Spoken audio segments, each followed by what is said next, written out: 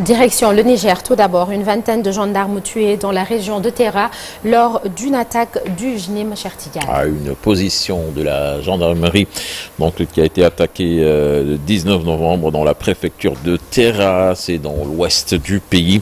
De sources sécuritaires, une vingtaine de gendarmes ont été tués, une trentaine d'autres blessés. Parmi les victimes figure le capitaine qui était à la tête de cette unité.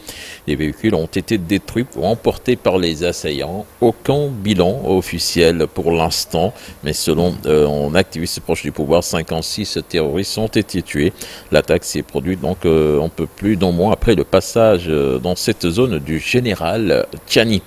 Direction le Nigeria, à présent avec le leader séparatiste Biafré. Il s'appelle Nnamdi Kanu.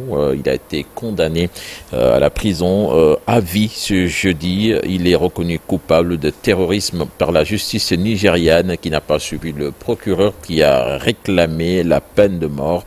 L'audience à la Haute Cour fédérale d'Abuja a été émaillée d'incidents et Nnamdi Kanu n'a pas assisté à l'énoncé du jugement.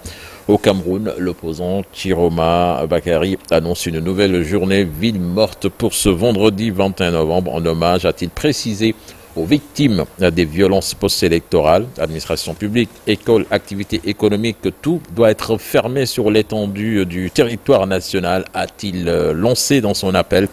Le candidat déclaré deuxième à l'élection présidentielle du 12 octobre dernier et qui se considère comme le vainqueur légitime de ce scrutin essaie ainsi de maintenir la pression sur le pouvoir.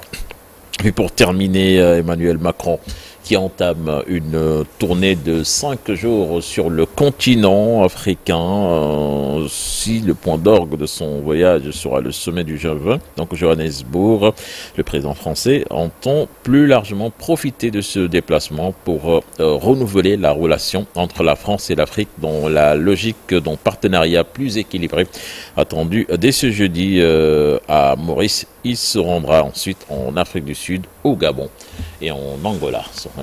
Tout à l'heure, cher Tigane, pour la version Wolof de l'actualité internationale. Merci.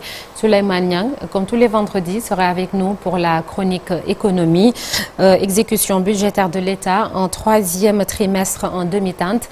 C'est le sujet. Et puis notre invité, on va beaucoup parler santé, professeur Bamba Kane.